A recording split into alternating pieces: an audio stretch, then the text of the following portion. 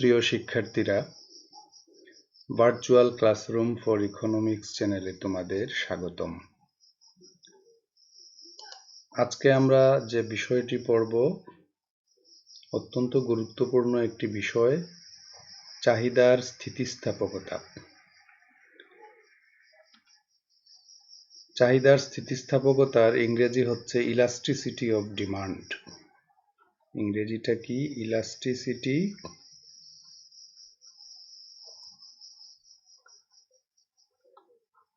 Of demand.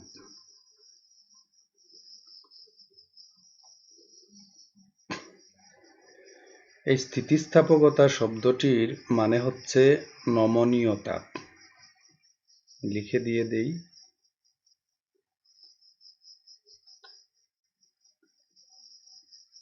স্থিতিস্থাপকতা মানে হচ্ছে নমনীয়তা। স্থিতিস্থাপকতা শব্দটি পদার্থবিজ্ঞানে বহুল ব্যবহৃত একটি বিষয়, আর স্থিতিস্থাপকতা বা ইলাস্টিসিটি বিষয়টি মূলত পদার্থবিজ্ঞানেরই আলোচ্য বিষয়। কিন্তু আমরা অর্থনীতিতে যে স্থিতিস্থাপকতা পড়ব, পদার্থবিজ্ঞানের স্থিতিস্থাপকতার ধারণার সাথে আমাদের অর্থনীতির স্থিতিস্থাপকতা ধারণার বিন্দুমাত্র কোনো সম্পর্ক নেই। স্থিতিস্থাপকতা মানে নমনীয়তা, চাহিদার স্থিতিস্থাপকতা মানে চাহিদার নমনীয়তা, ইলাস্টিসিটি অফ ডিমান্ড। কার সাথে নমনীয়তা? চাহিদা যেহেতু অনেকগুলো বিষয়ের উপর নির্ভরশীল। চাহিদা কিসের উপর নির্ভরশীল? দ্রব্যের দাম, ক্রেতার আয়,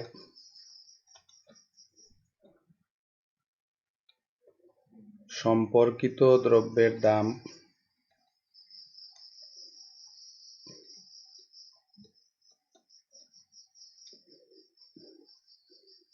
ক্রেতার রুচি, ভবিষ্যৎ দাম সম্পর্কে ক্রেতার প্রত্যাশা, সময়, আবহাওয়া ইত্যাদি ইত্যাদি বিষয়ের উপর যে কোনো দ্রব্যের চাহিদা নির্ভরশীল।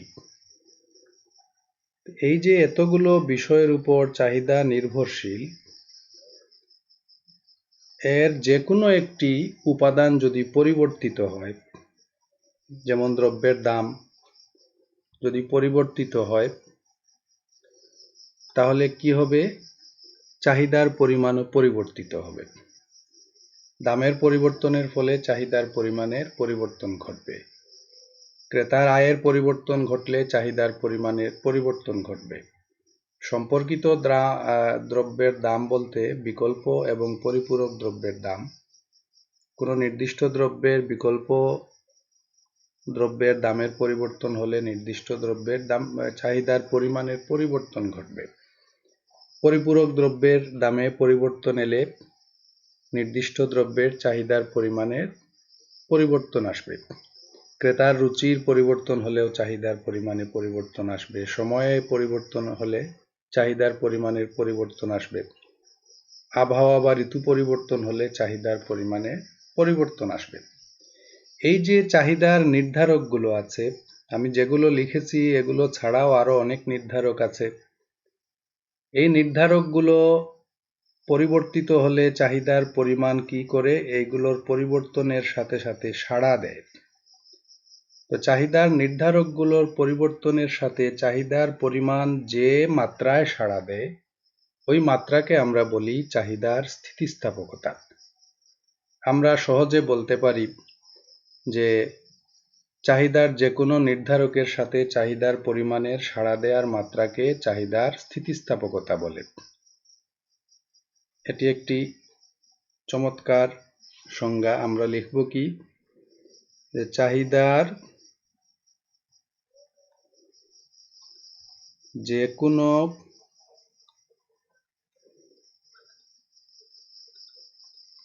নির্ধারকের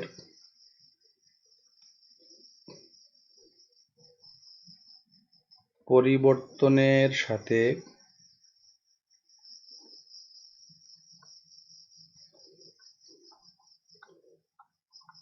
চাহিদার পরিমাণের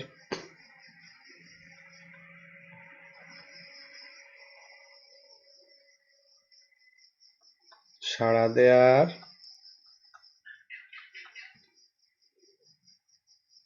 মাত্রাকে চাহিদার স্থিতিস্থাপকতা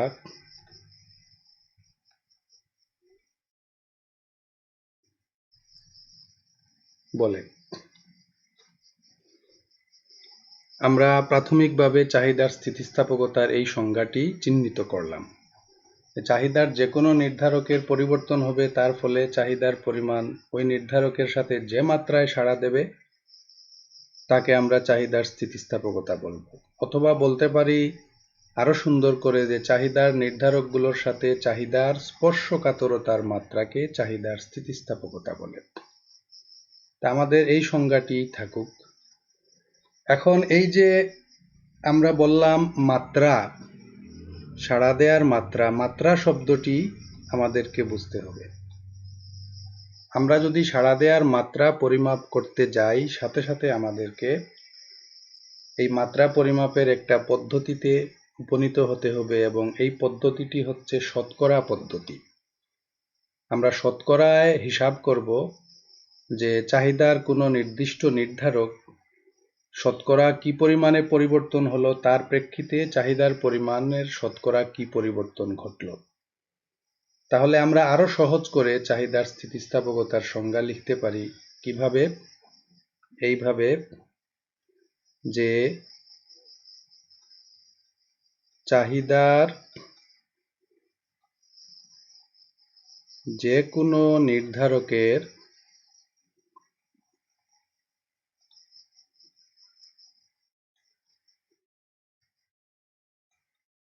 শতাংশিক বা শতকরা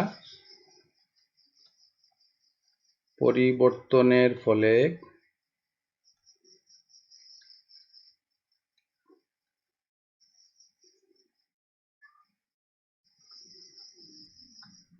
চাহিদার পরিমাণের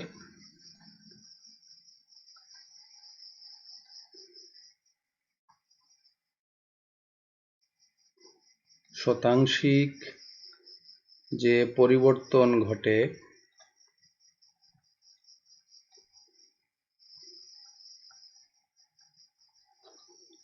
এ দুই পরিবর্তনের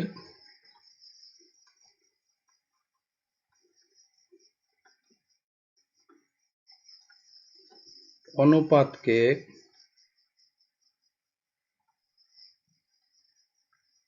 চাহিদার স্থিতিস্থাপকতা বলে।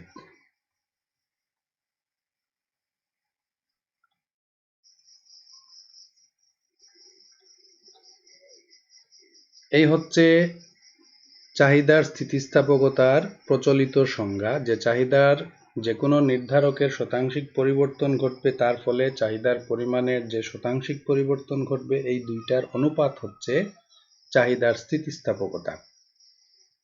কোনো কোনো বইতে লেখা আছে যে চাহিদার যে কোনো নির্ধারকের এই শতাংশিক পরিবর্তনের পরিবর্তে লেখা আছে আপেক্ষিক পরিবর্তন।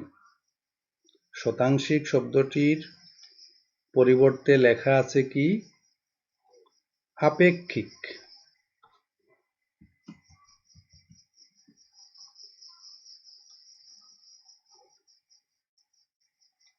আপেক্ষিক পরিবর্তনের ফলে চাহিদার পরিমাণের আপেক্ষিক যে পরিবর্তন ঘটে, এই দুই পরিবর্তনের অনুপাতকে চাহিদার স্থিতিস্থাপকতা বলে।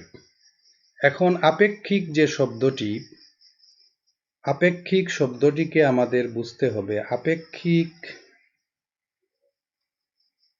শব্দটির মানে হচ্ছে, সরল বাংলা অর্থ হচ্ছে তুলনামূলক।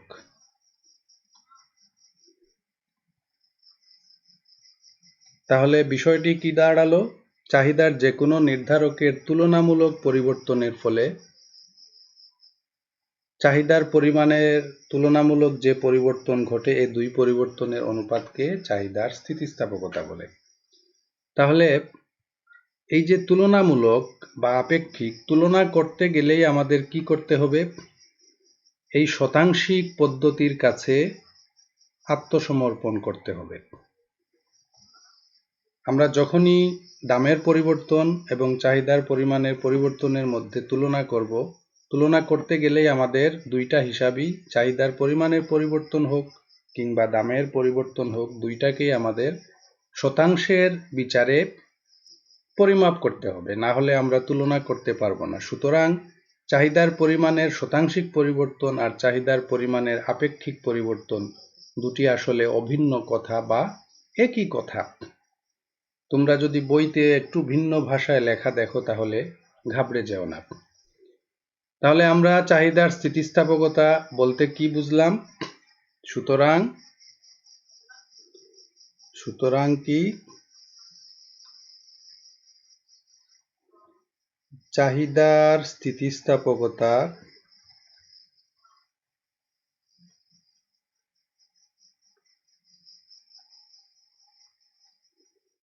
ইডি মানে ইলাস্টিসিটি অফ ডিমান্ড সমান কি চাহিদার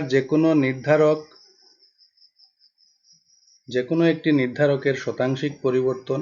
এটি হচ্ছে চাহিদার পরিমাণ পরিবর্তনের কারণটি অনুপাত লেখার সময় নিচে লিখতে হয় আর ফলটাকে উপরে লিখতে হয়। অর্থাৎ চাহিদার নির্ধারকগুলো চাহিদা অপেক্ষকে হচ্ছে স্বাধীন চলক, চাহিদা হচ্ছে অধীন চলক। সুতরাং স্বাধীন চলকের পরিবর্তনকে অনুপাত লেখার সময় নিচে লিখতে হয় হর অংশে, আর অধীন চলকের পরিমাণের পরিবর্তনকে লব অংশে বা উপরে লিখতে হয়। এটা আমাদের মনে রাখা উচিত।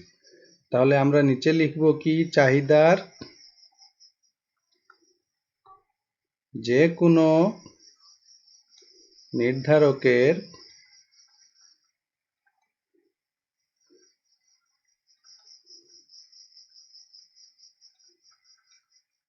শতাংশিক পরিবর্তন, এক লাইনে জায়গা হলো না আমার, আর ছোট করে লিখলে তোমরা দেখতে পাবে না। আর উপরে হচ্ছে কি, চাহিদার পরিমাণের শতাংশিক পরিবর্তন। এই দুইটার অনুপাত হচ্ছে চাহিদার স্থিতিস্থাপকতা।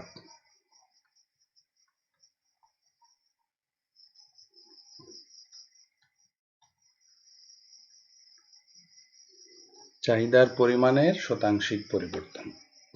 সাধারণভাবে এই হচ্ছে চাহিদার স্থিতিস্থাপকতার সংজ্ঞা। এখন চাহিদার যে নির্ধারকগুলো আছে,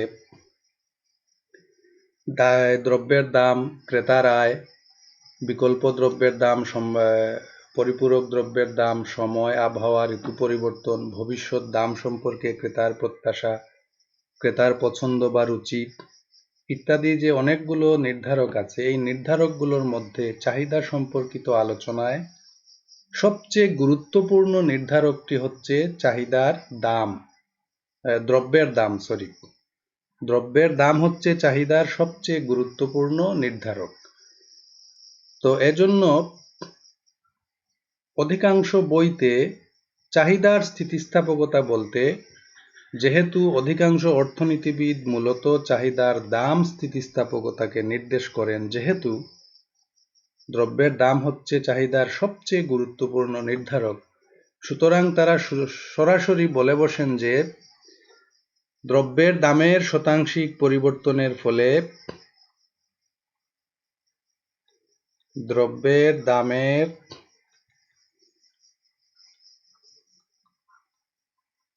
শতাংশিক পরিবর্তনের ফলে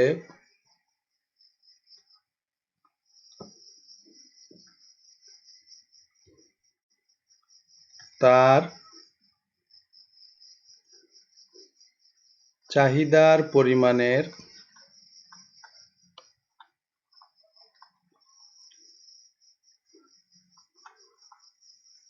শতাংশিক যে পরিবর্তন ঘটে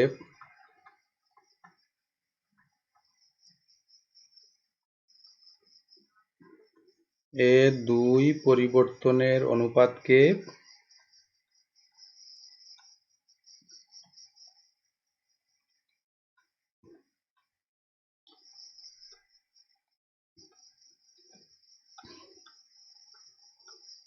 চাহিদার স্থিতিস্থাপকতা বলে। এটি বহুল প্রচলিত সংজ্ঞা যে চাহিদার স্থিতিস্থাপকতা হচ্ছে এই। এখন এই সংজ্ঞার পরিপ্রেক্ষিতে আমরা চাহিদার স্থিতিস্থাপকতাকে কিভাবে লিখব বা প্রকাশ করব? সুতরাং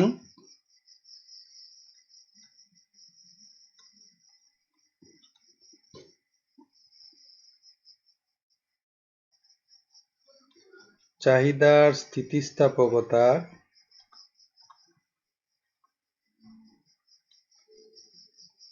ইডি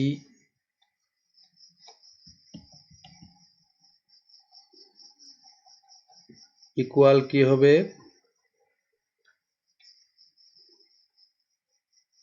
নিচে হবে দ্রব্যের দামের শতাংশিক পরিবর্তন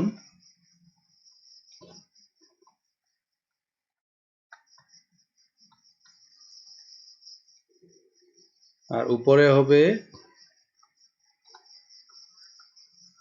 চাহিদার পরিমাণের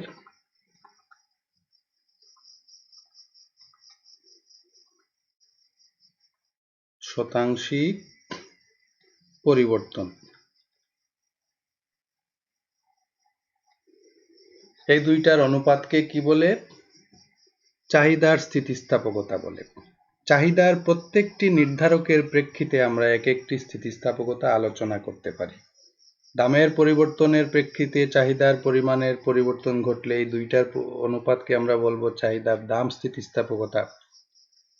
ক্রেতার আয়ের পরিবর্তনের প্রেক্ষিতে চাহিদার পরিমাণের পরিবর্তন ঘটলে দুইটার অনুপাতকে আমরা বলবো চাহিদার আয় স্থিতিস্থাপকতা। বিকল্প দ্রব্যের দাম বা পরিপূরক দ্রব্যের দামের শতাংশিক পরিবর্তনের ফলে নির্দিষ্ট দ্রব্যের চাহিদার পরিমাণের যদি শতাংশিক পরিবর্তন ঘটে দুইটার অনুপাতকে আমরা বলবো চাহিদার আড়াআড়ি স্থিতিস্থাপকতা। একইভাবে সময়ের পরিবর্তনের ফলে চাহিদার পরিমাণের পরিবর্তন ঘটলে তাকে আমরা বলবো চাহিদার সময় স্থিতিস্থাপকতা। এইভাবে প্রত্যেকটি নির্ধারকের প্রেক্ষিতে এক একটি স্থিতিস্থাপকতা আলোচনা করা যায়। তবে চাহিদার স্থিতিস্থাপকতা আলোচনা করতে গিয়ে প্রধানত তিনটি স্থিতিস্থাপকতাকেই আলোচনা করা হয়। এর একটি হচ্ছে দাম স্থিতিস্থাপকতা এবং চাহিদার স্থিতিস্থাপকতা বলতেই অধিকাংশ অর্থনীতিবিদ চাহিদার দাম স্থিতিস্থাপকতাকে নির্দেশ করেছেন বিধায় এই সংজ্ঞাটি বা এই সূত্রটি হচ্ছে চাহিদার স্থিতিস্থাপকতা নির্ণয়ের সর্বজনগ্রাহ্য বা অধিকাংশের কাছে বোধগম্য সংজ্ঞা। আমার মতে শুরুতেই এটি লেখা উচিত নয়। আমি শুরুতে যেরকম লিখেছি আমি চাহিদার স্থিতিস্থাপকতাকে একটু সূক্ষ্মভাবে বিচার বিশ্লেষণ করে বুঝতে চাই। তো এটি যেহেতু অধিকাংশ বইতে এরকম লেখা আছে তাই আমি দিলাম। এখন আমরা এটাকে গাণিতিকভাবে প্রকাশ করতে পারি। ইডি সমান কি? দ্রব্যের দামকে যদি আমরা ধরি পি, তাহলে তার শতাংশিক পরিবর্তন হচ্ছে চেঞ্জিং পি। এই ত্রিভুজের প্রতীক এটা হচ্ছে একটা গ্রিক লেটার, এর নাম কিন্তু ডেল্টা। এটাকে পরিবর্তনের প্রতীক হিসাবে আমরা ব্যবহার করি। Changing P by P into 100 হচ্ছে দামের শতাংশিক পরিবর্তন। অর্থাৎ দামের পরিবর্তনকে মূল দাম দিয়ে ভাগ করে 100 দিয়ে গুণ করলে তার শতাংশিক পরিবর্তন পাওয়া যায়। চাহিদার পরিমাণকে যদি আমরা ধরি কিউ, তাহলে চাহিদার পরিমাণের পরিবর্তনকে প্রাথমিক চাহিদার পরিমাণ দিয়ে বা মূল চাহিদার পরিমাণ দিয়ে ভাগ করে 100 দিয়ে গুণ করলে তার শতকরা পরিবর্তন পাওয়া যাবে। এখন এই যে 100 আমরা গুণ দিলাম দুইটাতে, এই দুইটা উপরে নিচে অ্যাকচুয়ালি ভাগ গিয়ে কাটাকাটি চলে যাবে, এগুলো থাকবে না। সমান কি থাকবে? আমরা লিখতে পারি যে changing Q by q into এই চেঞ্জিং পি বাই পি কে আমরা উপরে যদি উঠাই তাহলে এটা উল্টে যাবে। কি হবে? পি বাই চেঞ্জিং পি হয়ে যাবে।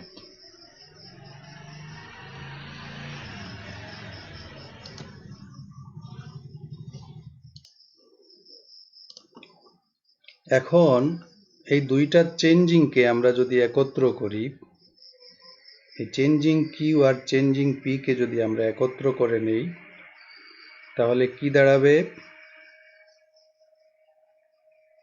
ইলাস্টিসিটি অফ ডিমান্ড ইকুয়াল দাঁড়াবে কি? Changing Q by changing P into P by Q. এই পি এবং এই কিউকে আমরা একসাথে লিখলাম। এখন আমাদের এখানে লিখতে হবে আমরা কোন প্রতীক দিয়ে কি চিহ্নিত করেছি। আমার এখানে জায়গা কম, তোমাদের খাতায় অবশ্যই তোমরা লিখবে যে এখানে পি হচ্ছে প্রাথমিক দাম,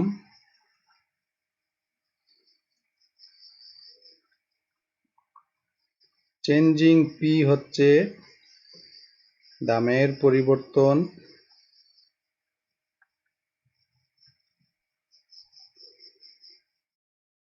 কিউ প্রাথমিক চাহিদার পরিমাণ,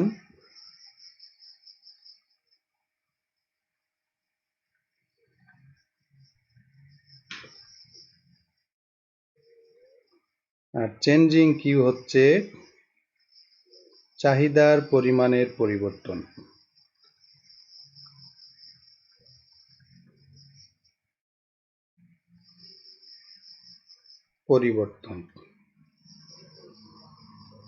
এই হচ্ছে চাহিদার স্থিতিস্থাপকতা। চাহিদার স্থিতিস্থাপকতায় আমি পূর্বে প্রাথমিক সংজ্ঞা দিয়েছি, যে কোনো নির্ধারকের শতাংশিক পরিবর্তনের ফলে চাহিদার পরিমাণের শতাংশিক পরিবর্তন এই দুইয়ের অনুপাত। আর যেহেতু অধিকাংশ অর্থনীতিবিদ চাহিদার স্থিতিস্থাপকতা বলতে তার দামের পরিবর্তনের সাথে তার পরিমাণের পরিবর্তনের অনুপাতকে বোঝান, তার প্রেক্ষিতে আমরা এই সংজ্ঞাটি বলতে পারি যে দ্রব্যের দামের শতাংশিক পরিবর্তনের ফলে তার চাহিদার পরিমাণের শতাংশিক যে পরিবর্তন ঘটে, এই দুই পরিবর্তনের অনুপাতকে চাহিদার স্থিতিস্থাপকতা বলে। এই পর্যন্ত এলাম। এখন এই যে চাহিদার স্থিতিস্থাপকতা প্রধানত তিন প্রকার। চাহিদার স্থিতিস্থাপকতা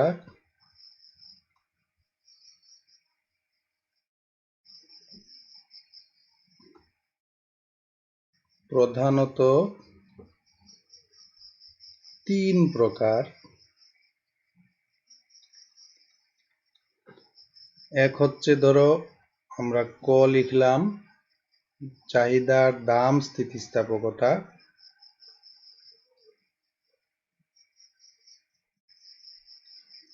ইংরেজিতে বলে প্রাইস ইলাস্টিসিটি।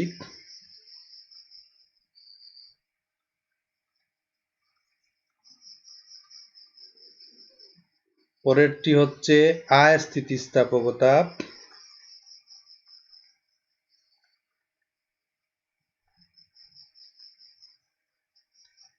এটাকে বলে ইনকাম ইলাস্টিসিটি।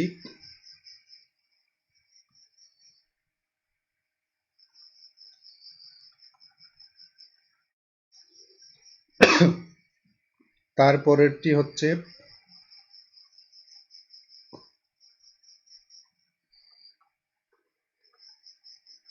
চাহিদার আড়াআড়ি স্থিতিস্থাপকতা।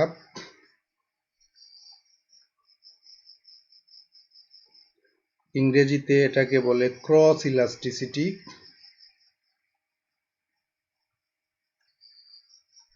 এই তিন প্রকার চাহিদার স্থিতিস্থাপকতা আমি পরবর্তী ক্লাসগুলোতে পৃথক পৃথক ক্লাস নিয়ে আলোচনা করব। আড়াআড়ি স্থিতিস্থাপকতার আরো একটি নাম হচ্ছে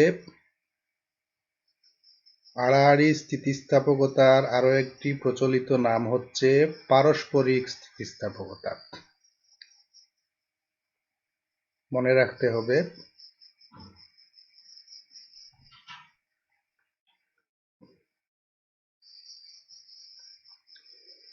এই যে দাম স্থিতিস্থাপকতা নিয়ে আমি পরবর্তী ক্লাস করব, তার পরবর্তী ক্লাস হবে আয় স্থিতিস্থাপকতা নিয়ে, তারপরের ক্লাস হবে আড়াআড়ি স্থিতিস্থাপকতা নিয়ে।